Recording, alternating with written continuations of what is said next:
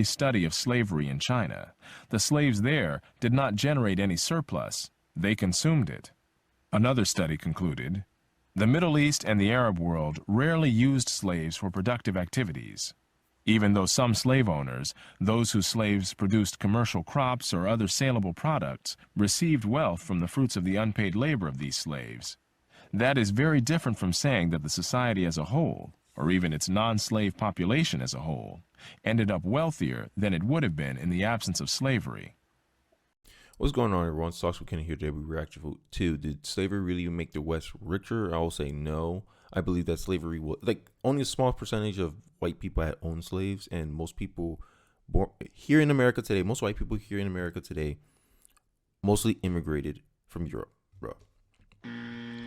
So not a lot of white people technically has any ties to slavery, and I believe slavery only can create generational wealth for that family in particular. And if there's not much of that family, if the majority of the population didn't own slaves, I don't think it's a fair assessment to say that a whole society benefited from slavery. But, you know, how dare you? Well, let's get into the video and see if my thesis hold up. Question: did slavery provide the platform for the enrichment of the West as we know today, or did it profit only a few slave owners? Economics.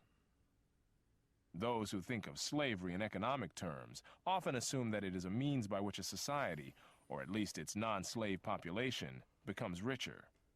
Some have even claimed that the Industrial Revolution in Western civilization was based on the profits extracted from the exploitation of slaves. Rather than rehash a large and controversial literature on this issue, we may instead look at the economic condition of countries or regions that used vast numbers of slaves in the past. So it seems to me that this is not like undeniable or something. Like it's debatable, right? That the wealth of the wealth generated from slavery was possible to create the Industrial Revolution, because a lot of people who are part of the reparations movement will use this as a cause for, hey, this is why we should get reparation, because we were exploited, right? And yes, slaves were exploited, but I personally believe that people, no one's 400 years old in this country. You shouldn't benefit from the suffering of your ancestors. That's just my thoughts. Bruh. Right? Like, imagine that. You never earned that. You never went to slavery, you never picked a cotton, you never took a chain, you never took a whip, but you want to benefit from the suffering of your ancestors. That don't seem moral to me. Like, it doesn't make sense. I'm just saying, but I digress. Let's get back into the video. Both in Brazil and in the United States, the countries with the two largest slave populations in the Western Hemisphere, the end of slavery found the regions in which slaves had been concentrated poorer than other regions of these same countries. I made that point before that between the North and the South had they were the ones predominantly with slaves, but the North was still richer than the South, even though they had free labor, right?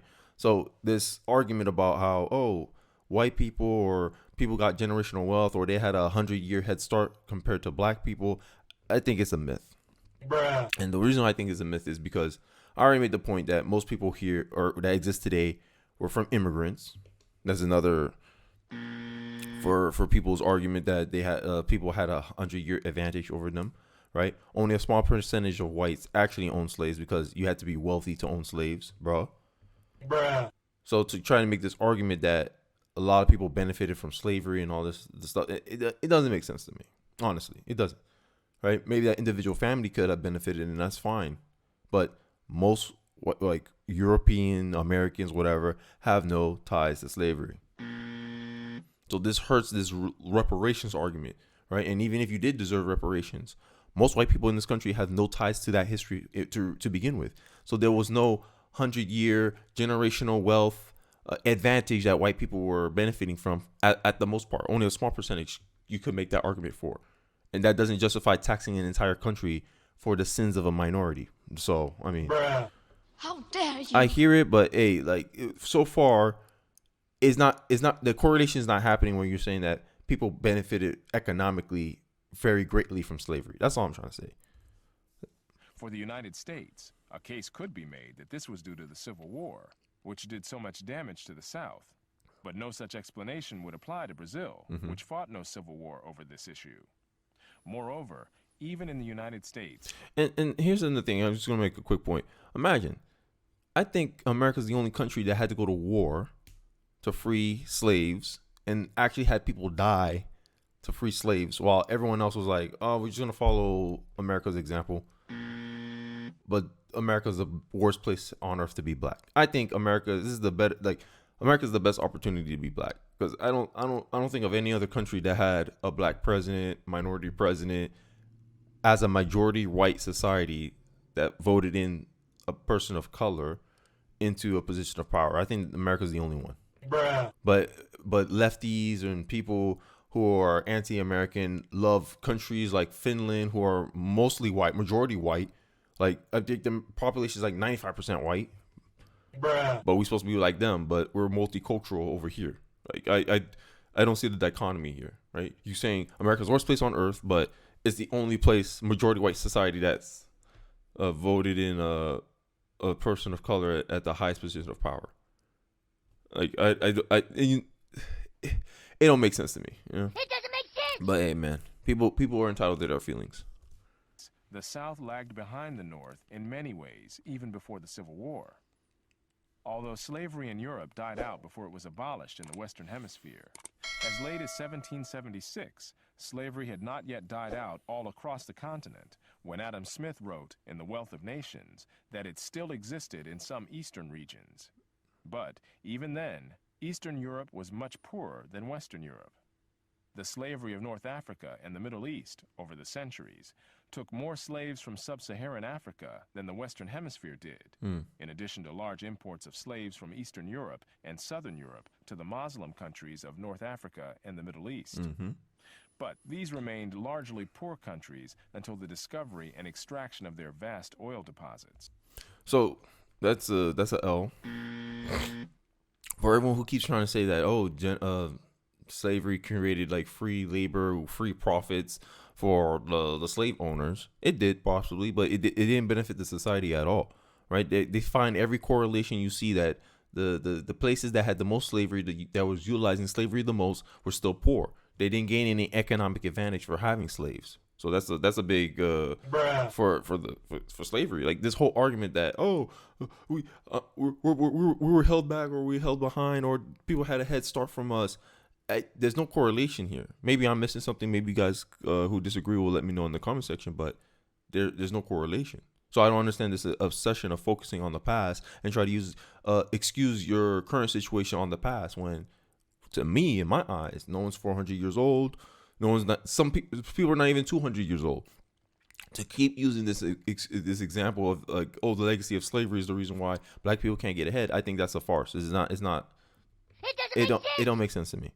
I think it's, like I always say, it's internal decision making. I just think black people as a community made bad choices and suffering from the consequences of their bad choices. Having kids out of wedlock, right? Being economically irresponsible, aka, like, there's a stereotype for a reason that black people have bad credit, right? You make poor decisions and you get poor outcomes. That's the simplest way I could break down what I think about what's going on in the black community. I just think individual choices is what led us to that. Yeah, the Democratic Party created incentives for black women to choose the government over over their husbands. Yes, policies can influence people's decisions, but in the day, policies and laws are only incentive structures. They only can give you an incentive to do something or not to do something. But end of the day, you have to make the call whether you do it or not. Even in all the crime bills, end of the day, you still have to commit the crime to do the time. So, I mean, I'm just saying, but let's get back into the video. In many parts of the non-Western world, slaves were sources of domestic amenities and means of displaying wealth with an impressive retinue, rather than sources of wealth. Often, they were a drain on the wealth already possessed. According to a scholarly study of slavery in China, the slaves there did not generate any surplus. They consumed it. Another study concluded the Middle East and the Arab world rarely used slaves for productive activities. Damn. Even though some slave owners, those whose slaves produced commercial crops or other saleable products, received wealth from the fruits of the unpaid labor of these slaves. That is very different from saying that the society as a whole, or even its non-slave population as a whole, ended up wealthier than it would have been in the absence of slavery. Yeah. Damn, these are facts over here. The fact that only, end of the day, slave, like he just pointed out, owning slaves were a drain on your resources. That means you had to be, like I already pointed out, you had to be pretty wealthy to own slaves. And then on top of that, they don't generate any surplus. So at best, the most you can hope for is you break even. Bruh. So this kind of puts a dent in the argument that, oh my God, slavery enriched the West, and this is why the Industrial Revolution was able to take off, because of the free labor you guys exploited from slaves. Bruh. But it seemed like it was more like, yo, like they had to take care of the slaves, maintain the slaves. If the slaves got hurt, they had to take, like, it was a lot of drain on the resources for that slave owner. But hey, man, I'm just rambling. Let's get back into the video. Not only in societies where slaves were more often consumers than producers of wealth, but even in societies where commercial slavery was predominant, this did not automatically translate into enduring wealth. Unlike a frugal capitalist class, such as created the Industrial Revolution, even commercial slave owners in the American antebellum South tended to spend lavishly, often ending up in debt or even losing their plantations to foreclosures by creditors. So, Bruh. also, this is most of the slave owners squandered, I guess, the wealth or whatever generated from slavery. And I think these slave owners were already wealthy before they got slaves, right? So you can make the argument that them actually gaining slaves was, a bad investment in and of itself. And that sounds like a good thing. Bruh. Like, they recognize, damn, this is wrong, not only morally, but economically. Like, and they went to debt, they squandered the wealth, and it destroyed them. So that means I guess this even helps my argument even more, that slavery, like the West didn't, as a society, America didn't really get much economic advantage of having slaves. You could almost see it as America was pushing to get rid of slavery because it was an economic disadvantage to have slaves. Bruh. The South was poorer than the North, even though the South had most of the proportion of slaves living in that area, and the North was still richer than the South. Bruh, come on. So this throws this whole argument away that, oh, for some reason, the greater society, America, benefited so greatly from slavery when Brazil was still poorer than America, even though it stopped slavery later than America. Bruh, come on. Bruh. Like, this doesn't make sense to me. I maybe someone can clarify it in the comment section, but as of this, like what I'm hearing now, I'm believing this because this makes sense to me. Especially with the Nesh D'Souza video that I just did. This makes a lot of sense to me. But I digress. Let's get back to it. However, even if British slave owners had saved and invested all of their profits from slavery, it would have amounted to less than 2% of British domestic investment. In the United States, it is doubtful whether the profits of slavery would have covered the enormous costs of the Civil War, a war that was fought over the immediate issue of secession. But the reason for the secession was to safeguard slavery from the growing anti-slavery sentiment outside the South, symbolized by the election of Abraham Lincoln. Brazil, which had several times as many slaves as the United States, here it is. and perhaps consumed more slaves than any other nation in history, was nevertheless still a relatively undeveloped country when slavery ended there in 1888. And its subsequent economic development was largely the work of immigrants from Europe and Japan. It's that human capital concept that's coming back again, right? Is that a society necessarily, just because it has a lot of resources, doesn't make it, it's going to be rich. Because Africa has a lot of resources and they're still poor. It's the knowledge, human capital. How you use those resources really determines wealth more than what resources you have access to. That determines wealth. And then seeing, as I just mentioned, that Brazil had more slaves in America, but Brazil is still poorer than America. This is proven right by this stat right he just said. And the fight to safeguard slavery from the South and the Union, I forget the Union versus the Confederate.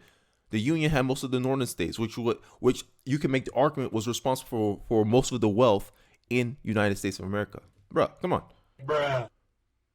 If all this is true and no one can really destroy debunk this claim, then the reparation movement really have no no argument to why they should have reparations. I'm just saying, like, yeah, that's it. I don't want to. How dare you? Y'all got to deal with these facts though, because I seen a lot of correlation. The Nesh video here, when Dinesh talked about how the Civil War destroyed most of the plantation crops. So how did America gain wealth from slavery if it lost like wealth, and the South was already poorer in the North to begin with? So not much wealth was lost. I'm just saying, man. Hey, these are a lot of facts, but I digress. Let's get back to it. In short, even though some individual slave owners grew rich and some family fortunes were founded on the exploitation of slaves, that is very different from saying that the whole society, or even its non-slave population as a whole, was more economically advanced than it would have been in the absence of slavery. What this means is that whether employed as domestic servants or producing crops or other goods, millions suffered exploitation and dehumanization for no higher purpose than the transient aggrandizement of slave owners. There was no economic. So, based on what this video is, my conclusion is there was no economic advantage for owning slaves, and most slave owners squandered their wealth, and no surplus was generated from slavery.